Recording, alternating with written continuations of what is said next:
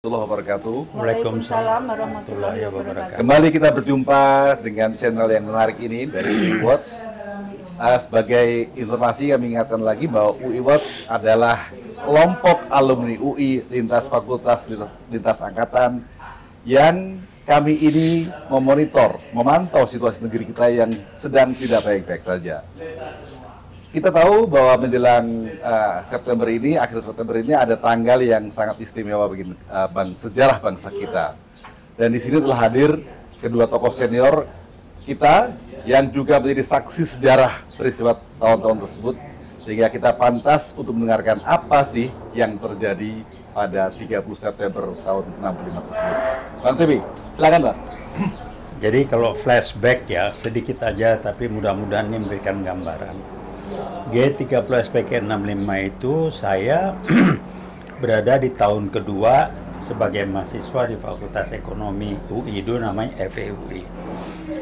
Nah, G30 SPKI itu akhirnya kita tahu meledak lebih awal karena mereka ada PKI ini khawatir sebab Bung Karno udah sakit-sakitan.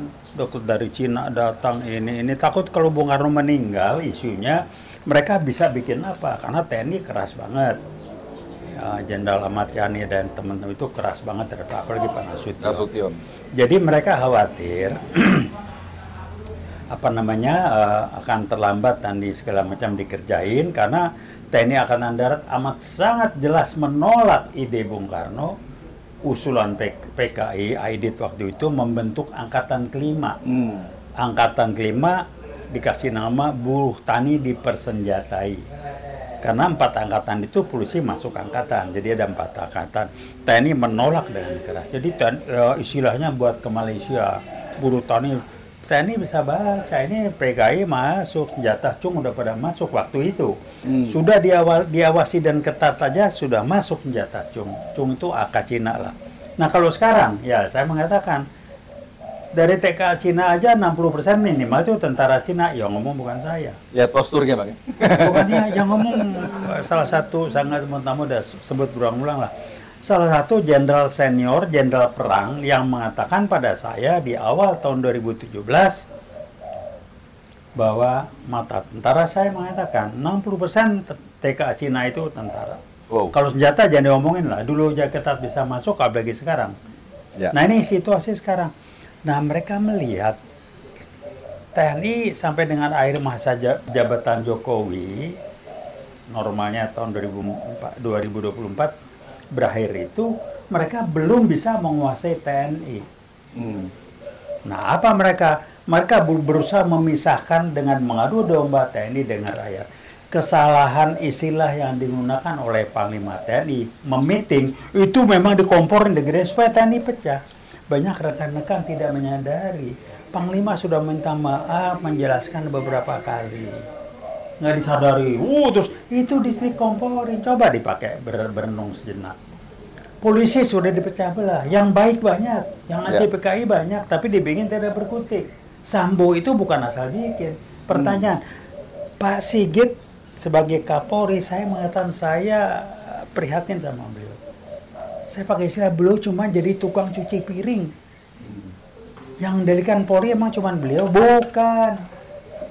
Menteri Dalam Negeri siapa itu? Yang mengendalikan Sambo. Mantan Kapolri ya. Nah siapa? Mantan Kapolri. Nah, jadi Pak Sigit tuh udahlah. Jadi saya prihatin kok jadi beliau. Saya angkat topi.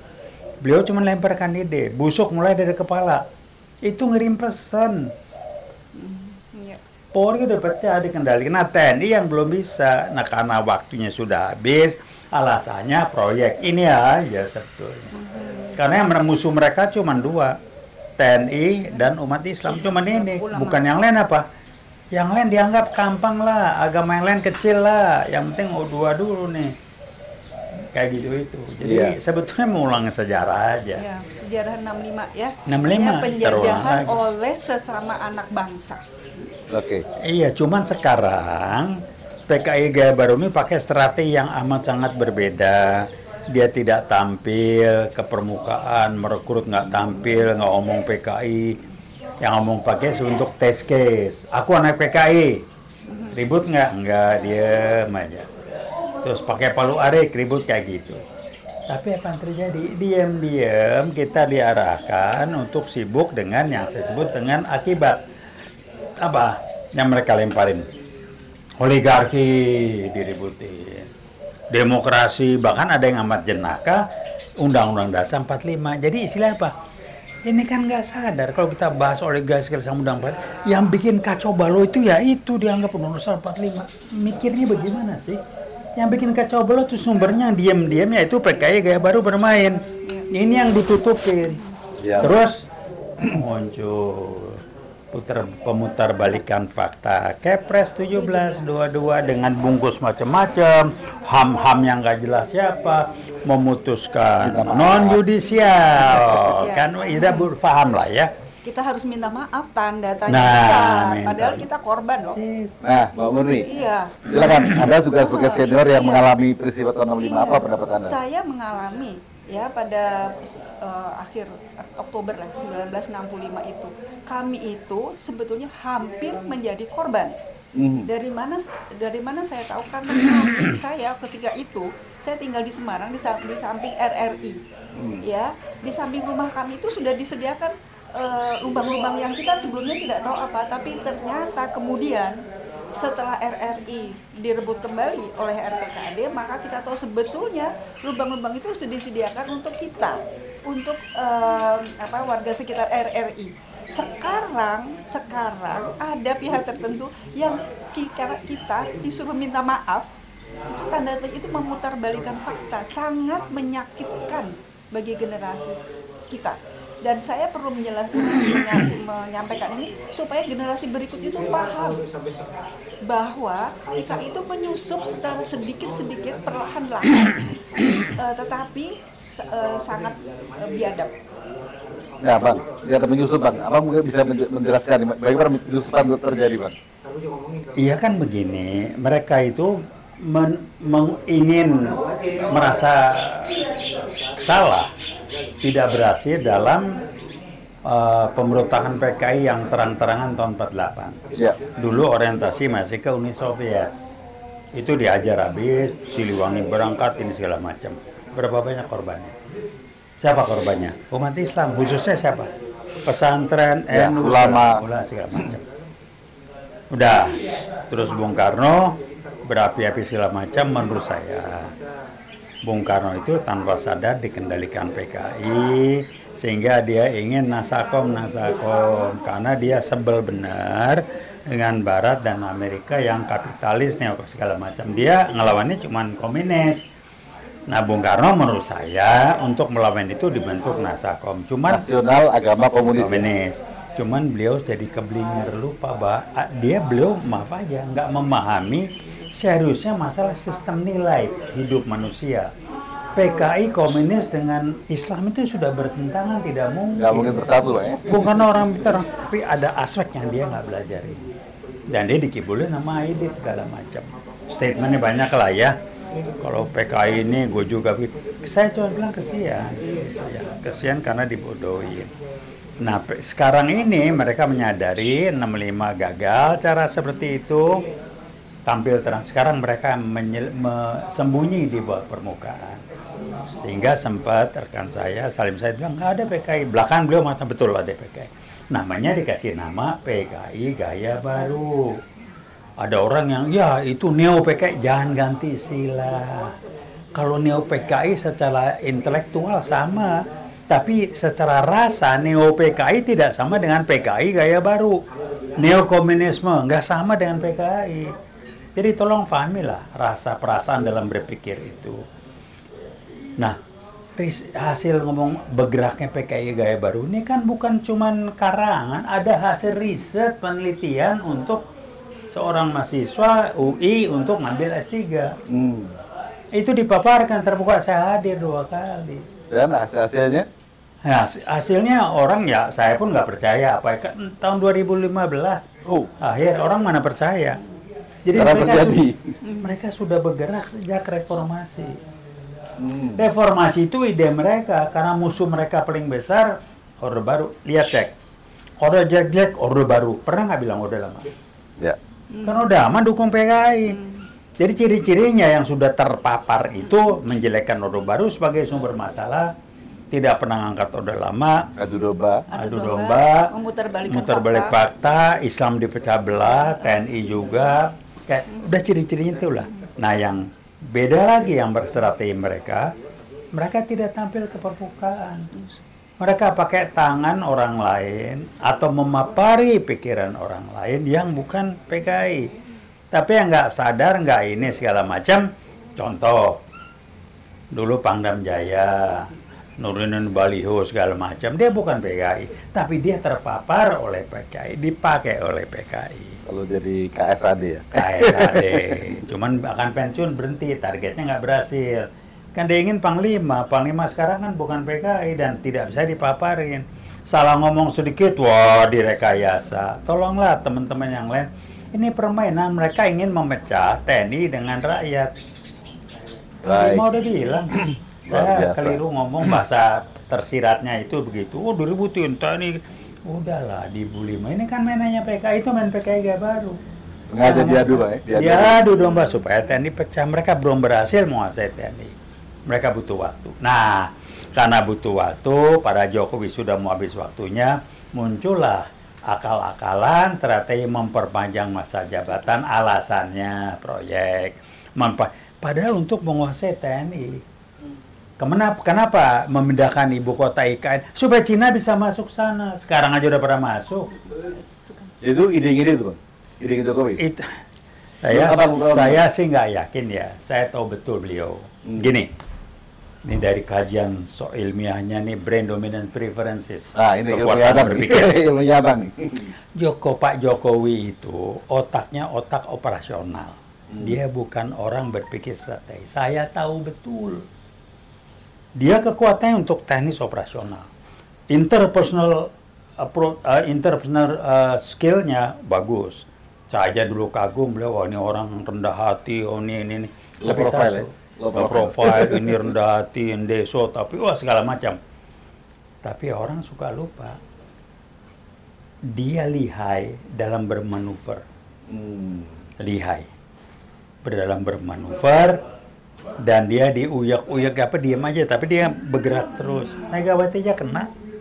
Ya, sekarang. Nah, jadi apa? Ya belusukan. Cari populer, udah belusukan apa? Apa tindak lanjut? Enggak ada. Karena nggak ada strategi. Nah, ini PKI gaya baru ada orang yang ngatur. Siapa ya? Yang PRD sama yang terpapar itu ngatur di istana. Kalau Pak Jokowi mana nyampe otaknya. Tapi kasih ke dia, siapkan strategi gini, dia ngerjain itu jalan. Nah, siapa lagi? KSP. Maaf Pak Muldoko, ya. Anda kurang cerdas mainnya. Saya bisa baca, merebut Demokrat, apa itu. Sekarang pilihan cuma dua buat kita. Kita mau masuk kelompok yang gua dapat apa dalam situasi begini, berseberangan dengan mereka pun kita masuk kelompok yang gua dapat apa, transaksional, atau betul-betul gua ingin memberikan untuk bisa melawan rezim sekarang ini Jokowi yang dikendalikan oleh PKI baru itu. Kalau yang mendukung mau udah jelas lah, semua internasional. Ya. Nah, apalagi ciri-cirinya? Saya pernah ngomong ya, sambil guyonan. Tolong guyonan tapi serius. Tolong dicek. Minimal. Pernah nggak ada dengar Jokowi minta maaf kalau dia bohong? Saya sebut bohong aja, bukan janji lah. Dan bohongnya ketahuan. Enggak tuh, cuek bebek aja. Satu, dua. Tuh. Dua, katanya orang Islam, Muslim. Pernah nggak ada omongan Insya Allah? Nggak ada. Ketiga, pernah nggak ada omongan Alhamdulillah? Nggak ada, yang lain banyak lagi. Wah. Ya. Nah, udah gampang. Itu kan ciri-cirinya. Ya. Tipu. Nah, udahlah. Kampanye ngomong gini, wah ini segala macam. Soal rempang. Ya, soal rempang, janji macam-macam. Buat dia berbohong itu bagian dari hidup dia, karakter. Jadi life values-nya, kejujuran itu tidak penting. Transaksionalnya kenceng. Coba dukung Jokowi, langsung dikasih jabatan. Ya jadi apa? Dia memberikan imbalan bukan dari dia pribadi, tapi negara yang bayar. Dia kasih jabatan di BUMN. Padahal nggak ada urusannya, dia siap. Itu negara yang harus bayar. Ya. Membentuk KSP. Bayarnya tinggi lagi Bang. Buzzer. Ya itulah dia. Kalau nggak dibilang akalnya banyak, apa pula. Saya buka aja sekarang. Megawati, PDIP, Megawati khususnya kena itu. Saya bukan belain, tapi kenapa dibuka oleh KPK, dikerjain, partai paling banyak koruptor itu PDIP, Jokowi yang main. Kenapa yang lain nggak dibuka? Karena dia ngejar itu. Jadi kalau Megawati macam-macam, segala macam. Gua mah bisa baca. Dia diuyuk, dia diem aja, ya ketawa, ya petugas partai, ya. Tapi dia belakang dan lekong. Nah, Rempang, kita lihat nanti. Ya, dulu Rempang pernah janji tuh waktu itu, waktu kampanye. Nah, sementara ribut Rempang, apa yang terjadi? BRIN tiba-tiba, ya kan? BRIN muncul dengan Amnesty Internasional akan membakukan bahwa G30 PKI 65 itu PKI korban dan akan membukukan, akan bicara ke Mendikbud ya siadei kan dia lagi udah gampang lah diatur. Apalagi dirjen nih Bang ya. Nah, kemudian Jokowi supaya Megawati juga dia nggak bisa bikin apa-apa ke dia bikin statement, Bung Karno diangkat lagi begini. Buat apa? Ya, buat patung, bikin patung. Iya, bikin patung, udah segala macam. Jadi ya udahlah, kalau saya sih bisa baca ya. Saya kebetulan sempat dekat dengan beliau dan saya mundur pelan-pelan karena omongannya nggak bisa dipegang. Buat saya serius, saya orang yang bicara prinsip. Orang boleh lihai apapun, kalau sudah melanggar prinsip yang dia bilang sebagai pegangannya, buat saya goodbye. Nggak usah lah. Saya bisa memaafkan, tapi saya tidak pernah bisa melupakan. Ada orang yang bisa memaafkan dan melupakan. Saya nggak termasuk. Kira-kira begitu. Terima kasih. Gua mah bukan apa-apa. Pak Murni, Anda sebagai psikolog gimana nih? Saran Anda buat menyambut tanggal bersejarah ini? Iya, tanggal bersejarah ini kan seyogianya kita masih mengingat kebiadaban PKI terhadap utamanya para jenderal ya, yang dinyatakan sebagai pahlawan revolusi. Nah, itu yang akan digeser atau dirubah dan digeser dengan menyatakan bahwa PKI itu adalah pelaku. Itu sangat digeser menjadi korban. Iya, jadi dibalik ya, dibalik. Padahal kita itu korban, dia itu yang pelaku, gitu ya. Ini sekarang akan dibalik dan kita disuruh minta maaf kepada pelaku. Itu kan sangat keji. Kalau menurut saya keji. Jadi ini menurut saya sudah bukan cuma jahat ya, tapi sudah lebih dari jahat ya. Satu lagi keji. Kita harus ngasih santunan kepada mereka. Santunan. Oh iya, santunan. Itu dananya dari APBN loh. 4 keturunan. Santunan itu bidang kesehatan, bidang pendidikan. Pokoknya 4 keturunan. Udah selesai. Itu sangat tidak sangat menyakitkan ya. Jadi menurut saya generasi berikut harus tahu hal ini ya, bahwa PKI ini memutarbalikkan fakta. Kita tunggu saja nanti apa yang akan dilakukan terhadap ini Monumen Lubang Buaya ya. 2 tahun yang lalu itu sudah ditutup ya, dan ini mungkin sebentar lagi akan dirubah gitu ya.